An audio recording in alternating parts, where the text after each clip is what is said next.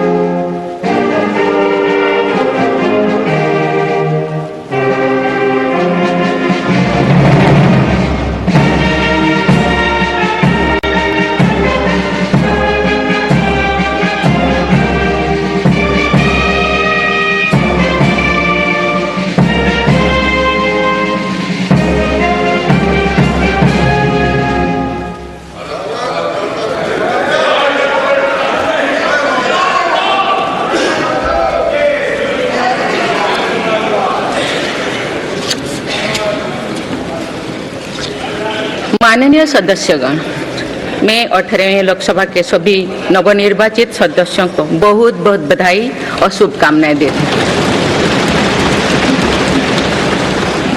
आप सभी यहाँ देश के मतदाताओं का विश्वास जीतकर आए हैं। देश सेवा और जन सेवा का ये सौभाग्य बहुत कम लोगों को मिलता है। मुझे पूरा विश्वास है आप राष्ट्र प्रथम की भावना के साथ अपना दायित्व निभाएंगे, 140 करोड़ देशवासियों की आकांक्षाओं की पूर्ति का माध्यम बनेंगे। मैं श्री ओम बिरला जी को लोकसभा के अध्यक्ष की गौरवपूर्ण भूमिका के निर्वहन के लिए शुभकामनाएं देती हूँ।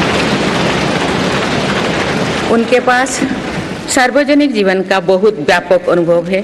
मुझे विश्वास है कि वे लोकतांत्रिक परंपराओं को अपने कौशल से नई ऊंचाई से देने में सफल होंगे। माननीय सदस्यगण, मैं आज कोटि कोटि देशवासियों को की तरफ से भारत के चुनाव आयोग का भी आभार व्यक्त करती हूँ। ये दुनिया का सबसे बड़ा चुनाव था। करीब 64 करोड़ मतदाताओं ने उत्साह और उमंग के साथ अपना कर्तव्य निभाया है। इस बार भी महिलाओं ने बढ़ चढ़कर मतदान में हिस्सा लिया है। इस चुनाव की बहुत सुखद तस्वीर जम्मू कश्मीर में भी सामने आए हैं। कश्मीर घाटी में वोटिंग के अनेक दशकों के रिकॉर्ड टूटे हैं। बीते 4 दशकों में कश्मीर में हमने बंद और हड़ताल के बीच कम मतदान का दौर ही देखा था। भारत के दुश्मन इसको वैश्विक मंचों पर जम्मू कश्मीर की राय के रूप में दुष्प्रचारित करते रहे, लेकिन इस बार कश्मीर घाटी ने देश और दुनिया में ऐसे हार ताकत को करारा जवाब दिया है। पहली बार इस लोकसभा चुनाव में घर पर जाकर भी मतदान कराया गया है।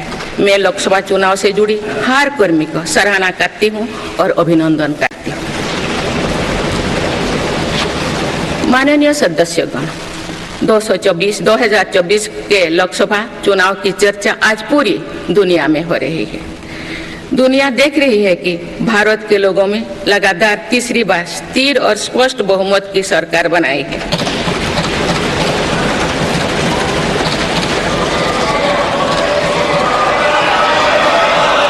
छह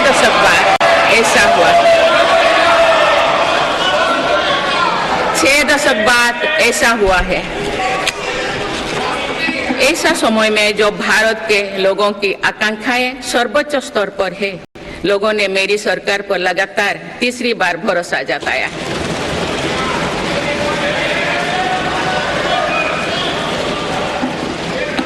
भारत के लोगों को ये पूर्ण विश्वास है कि उनकी आकांक्षाएं सिर्फ मेरी सरकार ही पूरा कर सकती है।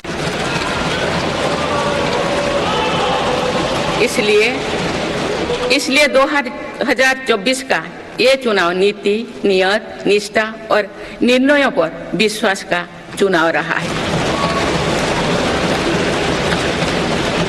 मजबूत और निर्णायक सरकार में विश्वास, सुशासन, स्थिरता और निरंतरता में विश्वास, ईमानदारी और कड़ी मेहनत में विश्वास, सुरक्षा और समृद्धि में विश्वास, सरकार की गारंटी और डिलीवरी पर विश्वास, विकसित भारत के संकल्प में विश्वास।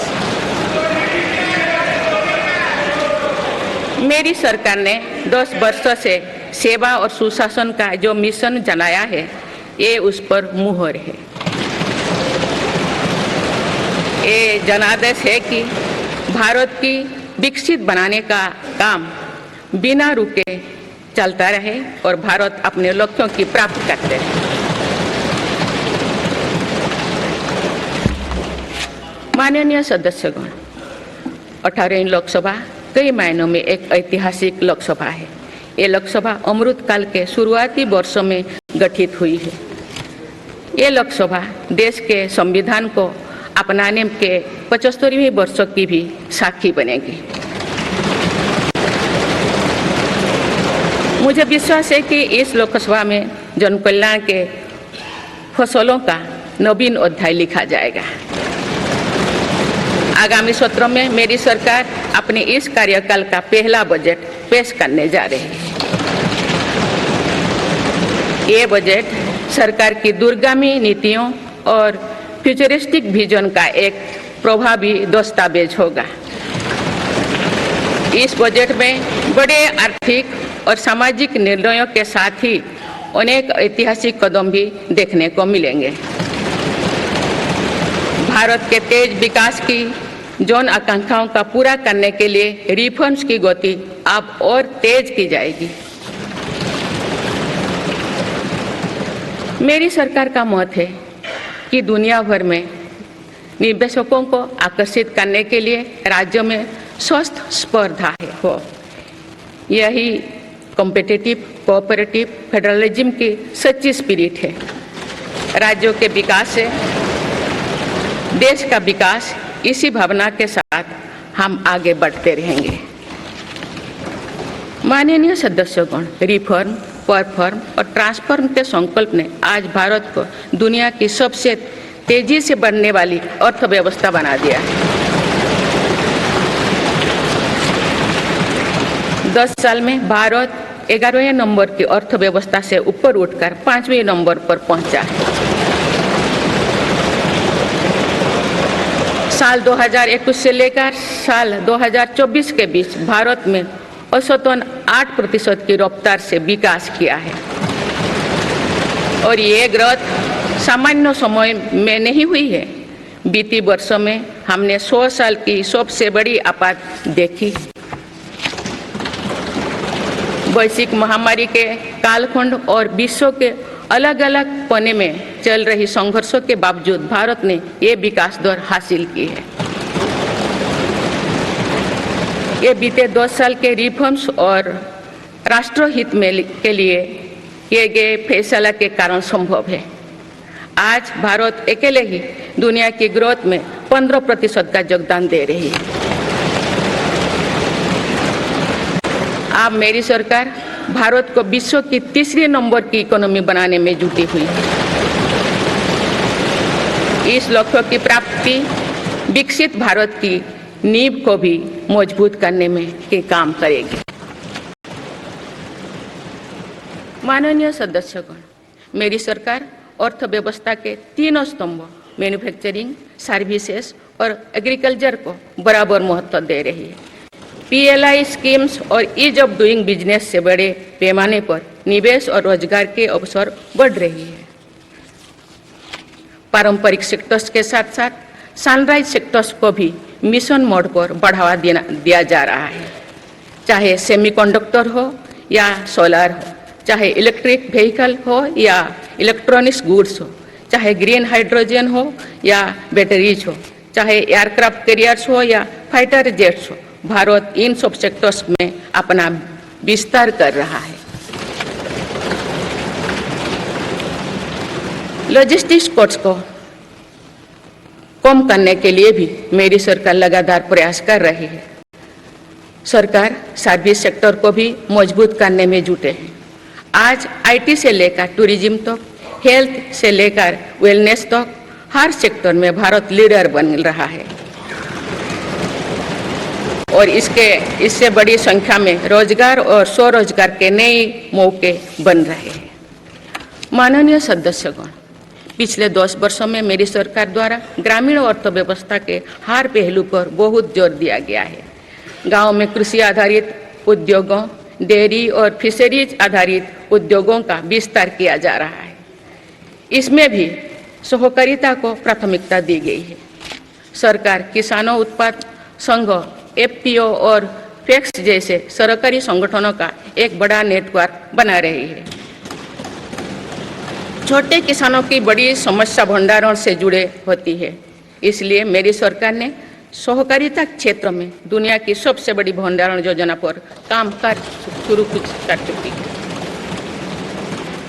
किसान अपने छोटे खर्चे पूरे करने के लिए इसके लिए PM किसान सम्मान निधि के तहत उन्हें 3,20,000 करोड़ रुपये से ज़्यादा राशि दे सकती है।